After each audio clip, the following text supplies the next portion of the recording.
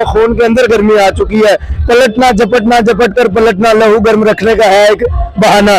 तो जो पुलिस वाले हैं इन्होंने हमारे साथ बस ये खेल ही शुरू किया हुआ है, तो ये खेल चलते रहते हैं। लेकिन मैं अपने नौजवानों को ये बताना चाहता हूँ कि ये आपको टेस्टर लगाते हैं और चेक करते हैं कि आप क्या करेंगे। किसी दिन भी ये नहीं समझना कि शेर आया वाली बात है, किसी दिन भी आ सकते हैं। जब ये बात सुने जुबान पर आ जाया करे। मुझे मैसेज आया, मैं उठा देखा मैसेज, कॉल आई फजल भाई की, तो यार ये मामला है। मैंने कहा ऐसा है या नहीं, मैं आ रहा हूँ।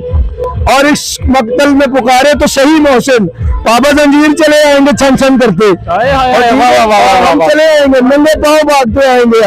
हमें इस चीज की फिक्र नहीं है, लेकिन कोई आंख भी इमरान खान को छू नहीं सकती है। हमारा अपने साथ अज़म है, अपने साथ वादा है, अपने साथ हमने कमिटमेंट की है कि किसी आंख को भी इमरान खान तक नहीं पहुंच जाए। हाथ तो बड़ी दूर है जनाब। लेकिन आपके ख्याल में जितने बाहर कैंप लगे हुए हैं वहां पे एक भी जो है ना वो एमपी